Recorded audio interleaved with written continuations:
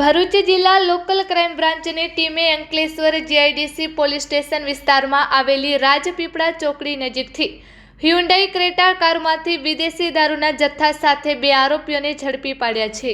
એલસીબીને બાતમી મળી હતી કે હ્યુન્ડાઈ ક્રેટા કારમાં પ્રતિબંધિત વિદેશી દારૂ ભરી દઢાલથી અંકલેશ્વર તરફ આવવાની છે। એલસીબી ટીમે રાજપીપળા ચોકડી નજીક સદાનંદ હોટલ પાસે વોચ ગોઠવીને બાતમીવાળી ક્રેટા કારને રોકી લીધી હતી।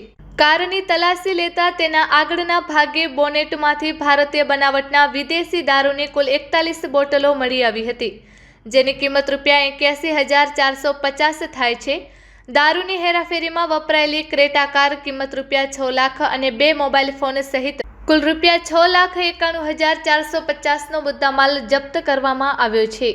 પોલીસે કાર ડ્રાઈવર વિનોદ ઉર્ફે સુનિલ રામસંગભાઈ ગોહિલ રહે અંદાડા અંકલેશ્વર અને નકુલ જેહર સંઘ વસાવા મૂળ નંદુરબાર મહારાષ્ટ્રની ધરપકડ કરી છે। આરોપીઓએ કબૂલાત કરી હતી કે તેઓ છૂટક વેચાણ કરવા માટે નંદુરબારથી આ દારૂનો જથ્થો લાવ્યા હતા। પકડાયેલા આરોપીઓ વિરુદ્ધ અંકલેશ્વર જીઆઈડીસી પોલીસ સ્ટેશન ખાતે ગુનો રજીસ્ટર કરી કાયદેસરની કાર્યવાહી હાથ ધરવામાં આવી છે।